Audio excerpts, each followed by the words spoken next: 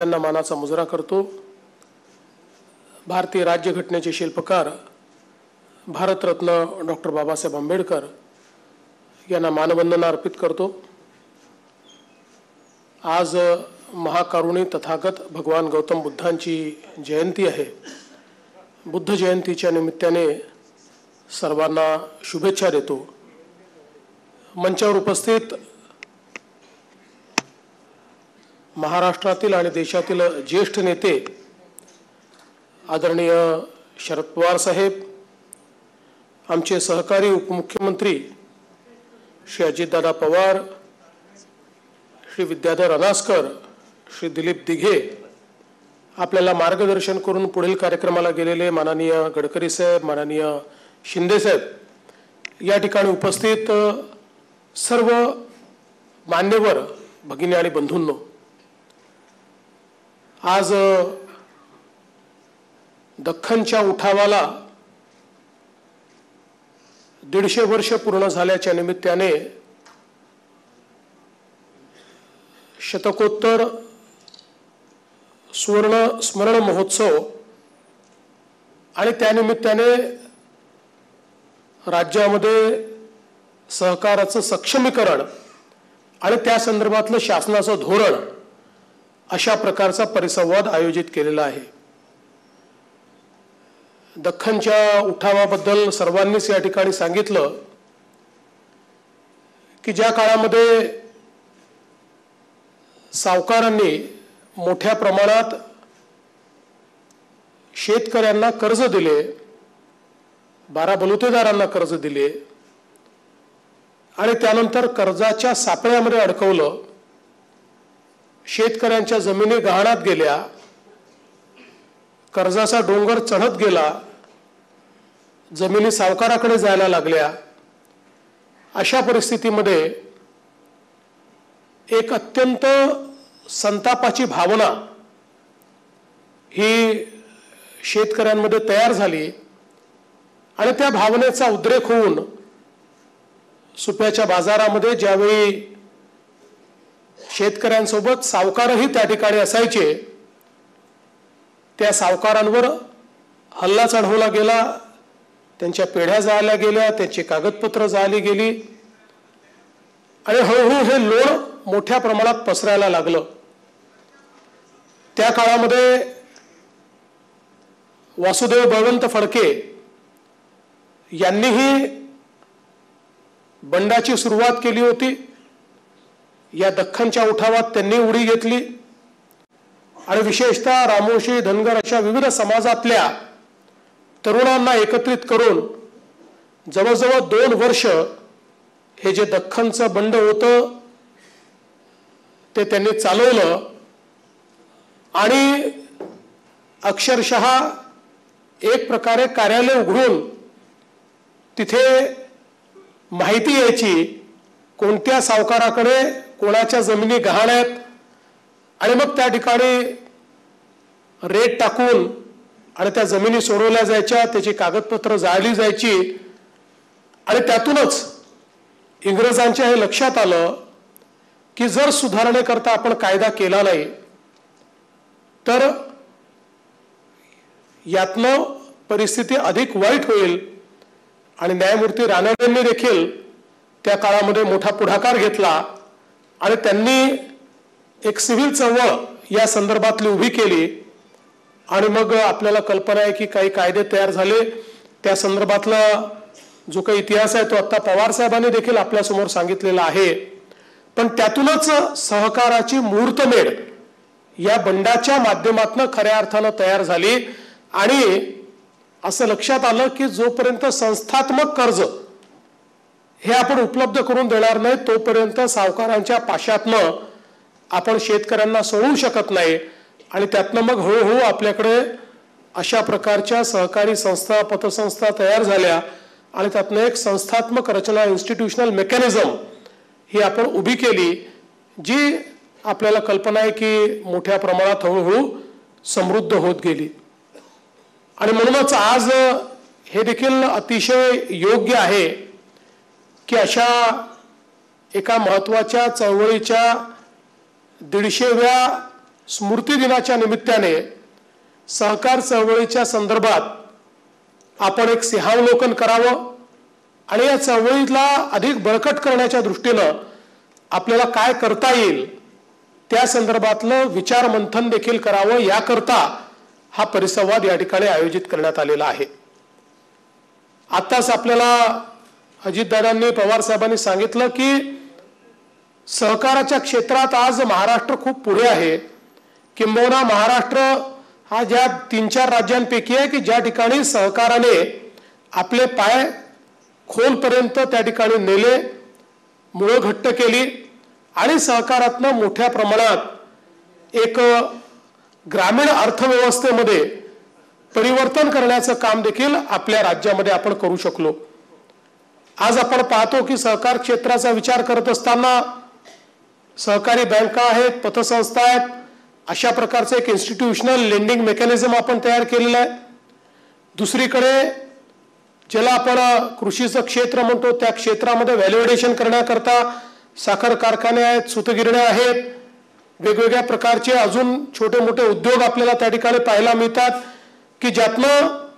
शेतमालावर प्रक्रिया करण्याच्या दृष्टीनं सहकाराच्या माध्यमातून एक व्यवस्था आपण उभी केली आहे आणि या व्यवस्थेने देखील शेतकऱ्यांना मोठ्या प्रमाणात बळकट करण्याचं काम केलेलं आहे. एक आपण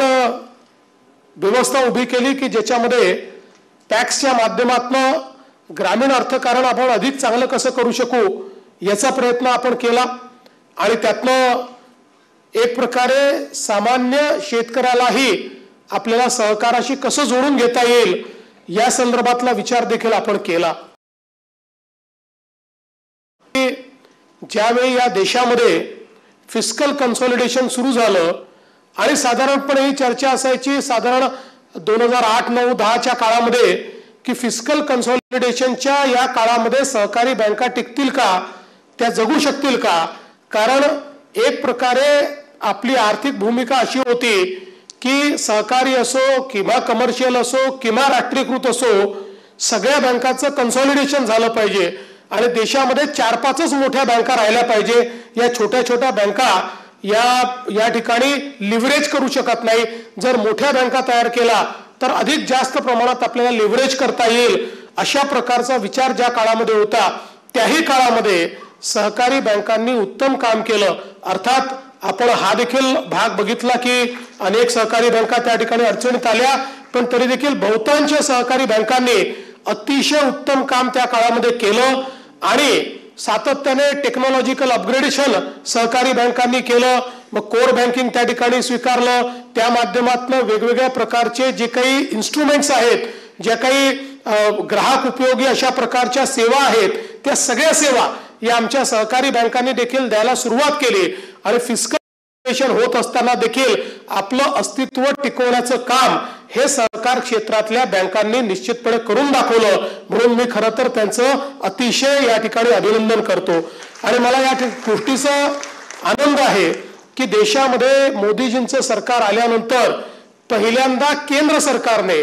या ठिकाणी सहकाराचा कायदा, सहकाराचं वेगळं मंत्रालय हे तयार केलं. आपल्याला माहिती आहे यापूर्वी ऍग्रिकल्चर मिनिस्ट्रीचा एक भाग म्हणून सहकार चालायचं आणि केंद्रातल्या मंत्र्यांना आणि विशेषतः केंद्रामध्ये जे काही अर्थमंत्री वगैरे असायचे त्यांच्याकरता सहकार म्हणजे 4-5 राज्यात चालणारी एक व्यवस्था आहे. याचा राष्ट्रव्यापी अशा प्रकारचा कुठला प्रेझेन्स नाही, त्यामुळे याच्यामध्ये फार लक्ष घालण्याची आवश्यकता आहे.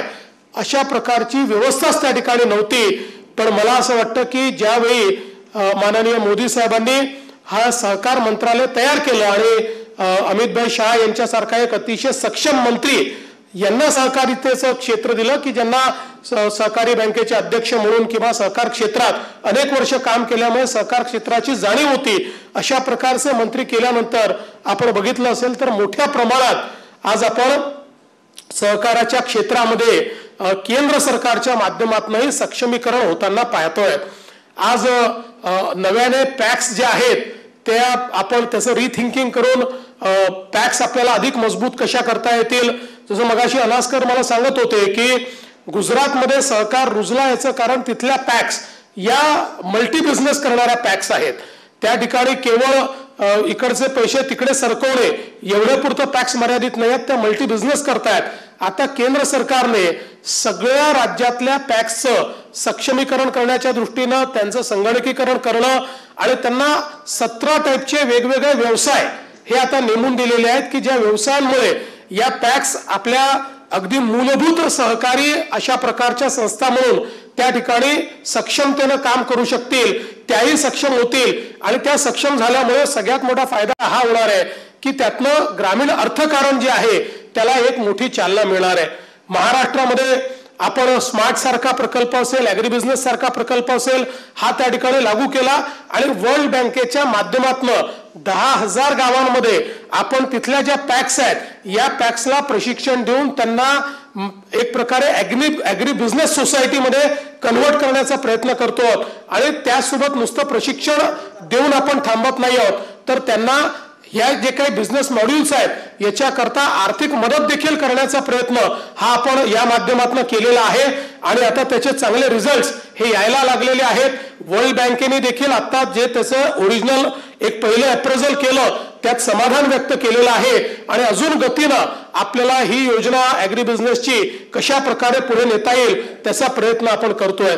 एकूणच आपण जर महाराष्ट्राचा विचार केला तर अर्थातच सहकारी साखर कारखानदारी ही मोठ्या प्रमाणात महाराष्ट्रामध्ये रुजली, पण त्याचवेळी पवार साहेबांनी जो एक चिंता व्यक्त केली की आज 50% कारखाने हे खासगी झालेले आहेत, ही देखील खरी गोष्ट आहे. कारण आमचे जे काही सहकारी साखर कारखाने आहेत यातल्या ज्या सहकारी साखर कारखान्यांनी वेळेनुरूप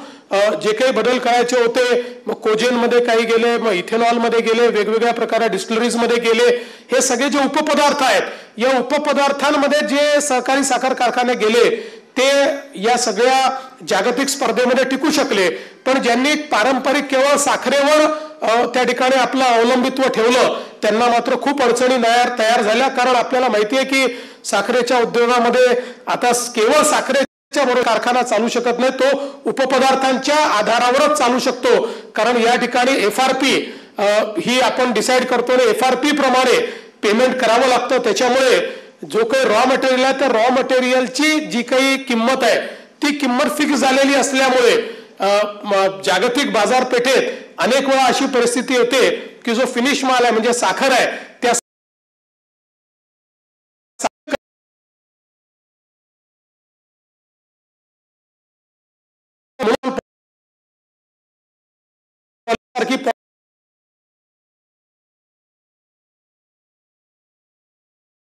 पाहिजे.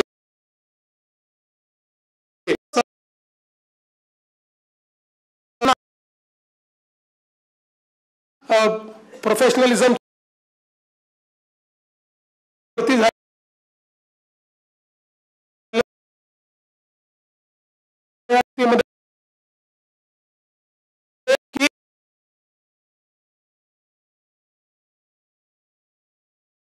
जे बोर्ड ऑफ डायरेक्टर आहे हे एक प्रकारे विश्वस्तांच्या भूमिकेमध्ये आहे आणि म्हणून हे शेतकऱ्यांचे कारखाने शेतकऱ्यांकडेच राहिले पाहिजेत. या दृष्टीनं वेळोवेळी जी काही भूमिका घ्यायची गरज पडली ती राज्य सरकारने घेतली आहे. आम्ही आता NCDCच्या माध्यमातून खूप मोठ्या प्रमाणात अडचणीत असलेल्या कारखान्यांना त्या ठिकाणी मदत देखील केलेली आहे. भविष्यातही आपण तशा प्रकारची मदत करण्याचा प्रयत्न करतो आहोत. आपल्या सूतगिरण्या आहेत याही मोठ्या प्रमाणात अडचणीमध्ये आहेत. विशेषतः त्याची 2 कारणं आहेत. एक तर